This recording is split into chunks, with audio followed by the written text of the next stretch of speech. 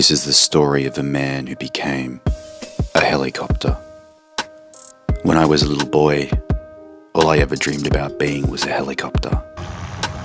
Not a pilot inside a helicopter, but the actual helicopter. I wanted to have blades and flight and open sky. And so I've just decided I'm going to fulfill that dream. I'm going to be a helicopter. I knew I needed to do my research. This wasn't going to be easy. But with the help of Google, I found this thing called Capoeira, where the players would make themselves into shapes. Some of those shapes looked like a helicopter. I found a move called the Helicoptero, and I thought maybe it's time to learn the Helicoptero. The signs were everywhere. It was time to begin my training. I found an empty field and started with some ordinary cartwheels. These were hard, seeing as though I'm not that flexible, but after a while I found a fairly average looking cartwheel. From there I started to try and slow down my cartwheel into something that I could control. And then I realized though that if my legs go too high, I'm not going to be able to do the Helicoptero. So I started keeping more of a pike or a bend through my hips and trying to keep my legs nice and low as they straddle wide into my cartwheel. I realized too, if I reached further back, it would give me more space for my propellers.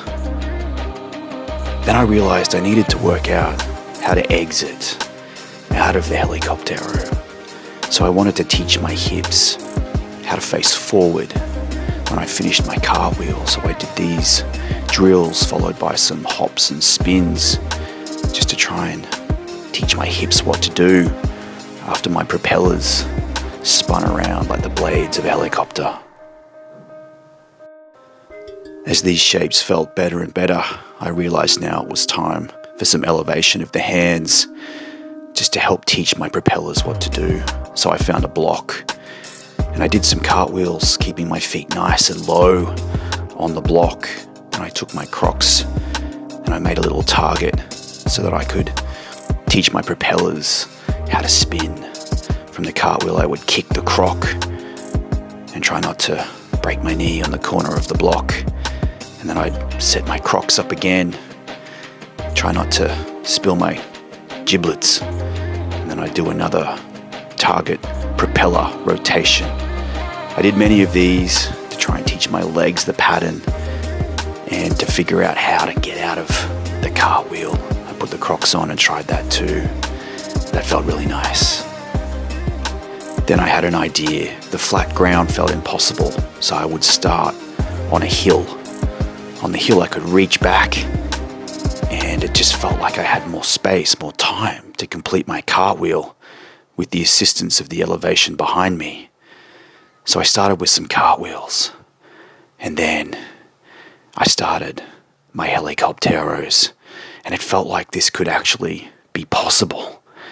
I had many wobbly attempts, and then I thought I need to arch more, keep my head back, let it be the last thing to come out of my Helicoptero.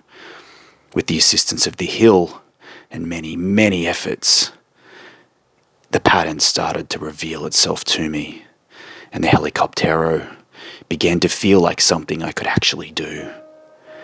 Once I felt okay at the top of the hill, I started to walk my way down the hill towards flatter ground. And then here, it got harder and harder, but with the pattern still fresh in my mind, I kept doing Helicopteros over and over again.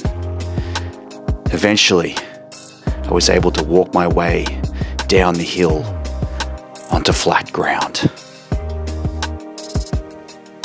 The flat ground wasn't going to be easy, but with the practice from the hill, I knew I had a chance. At first it felt wobbly, still difficult, but bit by bit, the shape started to become a reality. Now I knew I'd never be as pretty as some of those really flexible capoeiristas on the internet, but at 44 and with a few kids under my belt, I was wondering how many dads could actually do this. How many dads can do helicopteros? And then it started to feel better and better, and this was probably my best one. And that was the end of my session. Please like, comment, subscribe. See you in the next video.